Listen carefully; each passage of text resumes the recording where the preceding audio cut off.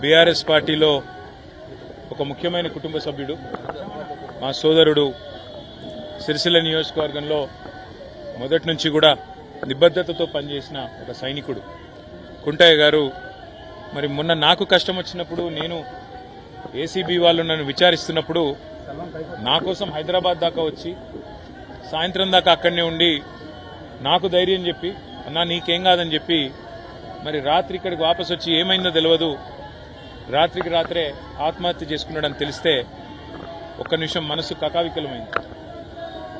వారి కుటుంబాన్ని ఈరోజు కలిసిన తర్వాత నిజంగా కూడా బయట రాజకీయ నాయకులంటే ఏదేదో ఊహించుకుంటారు, కానీ బయటికి ఎంత గంభీరంగా కనబడ్డా లోపల దుఃఖాన్ని దాచుకొని లోపల కష్టాన్ని కూడా అదింపెట్టుకొని ఒకవైపు ప్రజల కోసం పనిచేస్తూ మరొక వైపు తమ కుటుంబాన్ని కూడా కాపాడుకునే క్రమంలో ఒక ఒత్తిడికి లోనై మా సోదరుడు దురదృష్టవశాత్తు ఆత్మహత్య ప్రయత్నం చేయడం జరిగింది. తెలవంగానే నేను మా మండల పార్టీ అధ్యక్షులు గజబింకర్ రాజన్న గారికి, మా జిల్లా పార్టీ అధ్యక్షులు తోటాగయ్య గారికి ఫోన్ చేసి అర్జెంటుగా అత్యవసరంగా అవసరమైతే హైదరాబాద్ షిఫ్ట్ చేస్తారా, లేకపోతే ఎల్లారెడ్డిపేటలో ఉండే మన అశ్విని హాస్పిటల్ తీసుకుపోయి, ఎందుకంటే అక్కడ పాయిజన్ కేసులు ఎఫెక్టివ్గా ట్రీట్మెంట్ ఇస్తారని తెలుసు, మీరు వెంటనే తీసుకుపోండి అంటే వాళ్ళు కూడా పాపం శాయశక్తుల ప్రయత్నం చేసింది.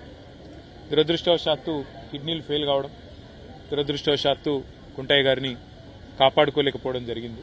కానీ ఆ కుటుంబానికి అన్ని రకాలుగా ఆ ఇద్దరు పిల్లల చదువులు, వారి పెళ్లిళ్ళు, ఆ ఇద్దరు పిల్లలు, వారితో పాటు వారికి ఉండే ఇతర సమస్యలు అన్నింటినీ కూడా నేను చూసుకుంటానని చెప్పి వారి కుటుంబానికి నేను మాటిచ్చిన.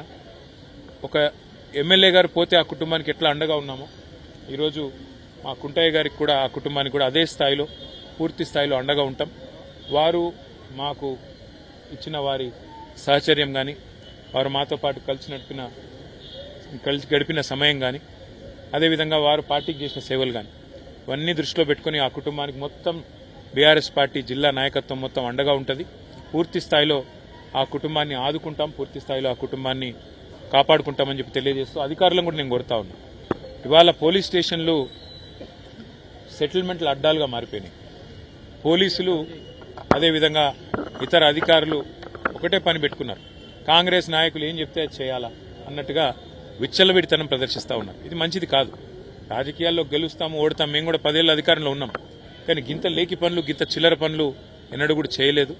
ఇకనైనా ఇలాంటివి కాకుండా, ముఖ్యంగా ఎక్కడైనా కంప్లైంట్ వస్తే, కుంటయ్య గారు కంప్లైంట్ చేసినారు, నాకు రావాల్సిన డబ్బులు ఇవ్వకుండా నేను సతాయిస్తున్నారని, ఉల్టా ఆయన మీద కేసు బనాయించారు. అంటే ఈ రకమైన వేధింపులు, ఈ రకమైన సివిల్ మ్యాటర్లో కూడా పోలీసులు దూరడము, సెటిల్మెంట్లకు ప్రయత్నం చేయడము, ఈ రకంగా అరాచకం చేయడము, ఇది ఎంతమాత్రం మంచిది కాదు. నేను ఏ ఒక్కరి మీద నేను విమర్శ చేస్తలేను. ఇది ఈ రోజు కుంటయ్య గారికి జరిగింది, రేపు ఇంకోరికి జరగవచ్చు. కాబట్టి ఇది మంచిది కాదు. దయచేసి కంట్రోల్ చేసే ప్రయత్నం చేయాలని చెప్పి కూడా నేను ఈ రాష్ట్ర ప్రభుత్వాన్ని కూడా కోరుతా ఉన్నా. కానీ ఆ కుటుంబానికి మాత్రం ఇవాళ ఇంతకంటే ఎక్కువ రాజకీయం నేను మాట్లాడను. ఆ కుటుంబానికి పూర్తి స్థాయిలో మేము అండగా ఉంటాం, ఆ కుటుంబాన్ని కాపాడుకుంటాం, ఆ కుటుంబానికి పూర్తిగా మరి మనోధైర్యాన్ని ఆ భగవంతుడు ఈ ఆపత్ సమయంలో ప్రసాదించాలని కోరుకుంటూ, అన్ని కార్యక్రమాలు పూర్తయ్యేదాకా మా మొత్తం పార్టీ అంతా కూడా వారి వెంబడ ఉంటుంది. పెద్ద కర్మ జరిగేదాకా కూడా మొత్తం ఉండి మేమే చూసుకుంటామని చెప్పి కూడా తెలియజేస్తూ, మరి వారి ఆత్మకు శాంతి చేకూరాలని మనస్ఫూర్తిగా భగవంతుని ప్రార్థిస్తాం. ఖచ్చితంగా ఉండాల్సిందే. అవసరమైతే కోర్టుకు కూడా పోతాము, అవసరమైతే